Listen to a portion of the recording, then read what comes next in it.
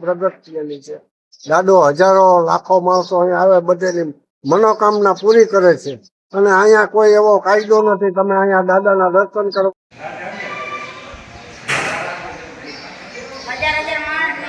આવી ગયા છે ઘોડેશ્વર મહાદેવ મંદિરે. તો ચાલો તમને બતાવું છું, મહાદેવના દર્શન કરાવું છું. બ્લોગમાં બની આવે ચાલો.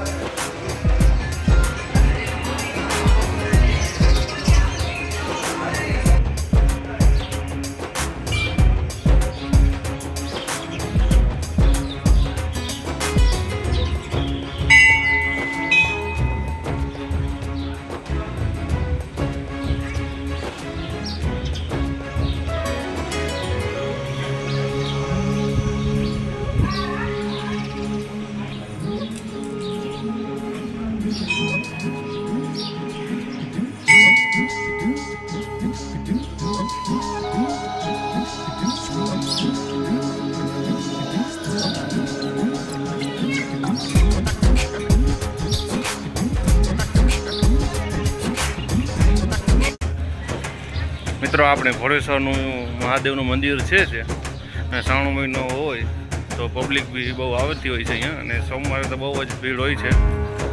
આજે આપણે આધા દિવસે આવ્યા છીએ જેથી કરીને ભીડ ઓછી મળે. પણ તમને હું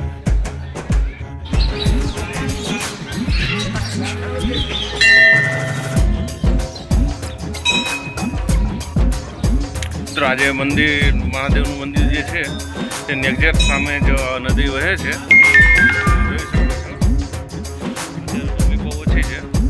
ત્યાં અત્યારે પબ્લિક હોય અને પછી અત્યારે પોલીસ બી તૈનાત હોય છે, કારણ કે અંદર પછી જવા નથી દેતા એટલા માટે લોકોને.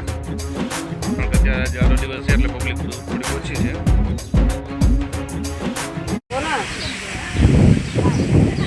આપણે જે ઘોડેશ્વરનું મહાદેવ મંદિરે બેઠા છીએ, થોડીક વાર આરામ કરીએ છીએ, પછી આપણે બહાર જ્યાં મેળો છે ત્યાં જઈશું. તો વ્લોગમાં કન્ટિન્યુ રહેજો મિત્રો, અને વ્લોગ તમને કેવો લાગે છે એ કોમેન્ટ બોક્સમાં જણાવજો. આજે રક્ષાબંધન છે એટલે થોડોક પબ્લિક અત્યારે ઓછી છે, અને અત્યારે પબ્લિક બહુ વધારે હોય સોમવાર હોય તો.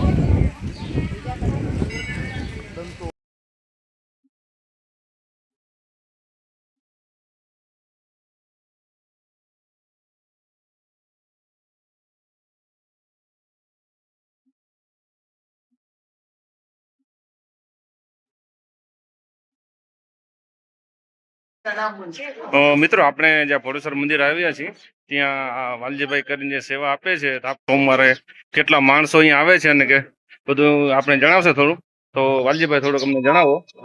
હું ગેરીલા ગામ ભગત કુંભાર ભગત છું. અહીંયા ભોળેશ્વર દાદાની લઈ સ્વયંભૂ પ્રગટ થયેલી છે. દાદો હજારો લાખો માણસો અહીંયા આવે, બધેની મનોકામના પૂરી કરે છે. અને અહીંયા કોઈ એવો કાયદો નથી તમે અહીંયા દાદાના દર્શન કરવા આવો, ગુજરી કરવા આવો તો અહીંયા કોઈ ભાડું ભરતું તમે બાપુને દિયો તો ભલે નકર કહેતાય નથી, સમજ્યા. અને આ દાદા છે ને એવી આસ્થા ધરાવે છે અને સ્વયંભૂ પ્રગટ થયેલ છે. ગંજણાના પિતાવાળા છે, ઉતારની ગાય દોવાઈ જતી, સમજ્યા. અને આ બહુ જોયમ આપણે જામનગરના રાજાની પણ અહીંયા આપણે પૂજા કરેલી, સમજ્યા.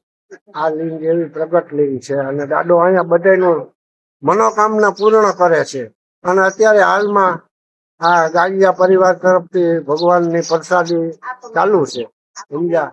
અને અમારા અહીંયા મહારાજ પૂજારી છે, પૂરેપૂરો ધ્યાન દે, સમજ્યા. નવલ બાપુ પૂજારી છે અમારે, સમજ્યા. કૌશિક બાપુ છે, સમજ્યા. બધા સહપરિવાર છે ને ભગવાનની પૂજા કરે છે. અને દાદો અનિલ બાપુ છે, સમજ્યા. કૌશિક બાપુ છે, બધા બહુ આનંદ મંગલ માણસો છે. અને દાદો હંધઈની પરિપૂર્ણ આશા પૂરી કરે.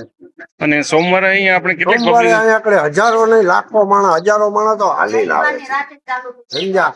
અને અહીંયા રાતથી જ ચાલુ થઈ જાય, રવિવારે રાતથી જ માણસો આવવાના ચાલુ થઈ જાય, મિત્રો સમજ્યા. એટલે અને જામનગર સવારે 9 થી વાગ્યાથી મંડળી ચાલુ હોય તે સાંજે સાંજ મંડળી ચાલુ હોય, સમજ્યા. અહીંયા ભાવિક ભક્તોની દાદો મનોકામના પૂર્ણ કરે છે ભાઈ. મિત્રો હવે આપણે વાલજીભાઈ વિશે પાસેથી આ બધું જાણ્યું આપણે ભોળેશ્વર મહાદેવ મંદિર વિશે. એટલે રવિવારની સાંજેથી જ રાત્રે ભાવિક ભક્તો ચાલીને આવવા માંડે છે રાત્રે આખી. અને રાત્રે ત્યાં રસ્તામાં કેમ્પો બી હોય છે સેવા માટેના. અને આપણે ત્યાં શ્રાવણ મહિનામાં આખો મહિનો ત્યાં આપણે જમણવાની પ્રસાદી બી ચાલુ જ છે મિત્રો.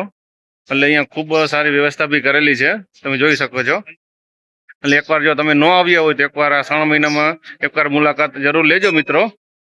અને આપણે વાલજીભાઈ નો ખૂબ ખૂબ આભાર માનીએ કે એને બે શબ્દ કીધા. હર હર મહાદેવ. દાદો બધાયનું હારું કરે ભાઈ. જગતનો પાલન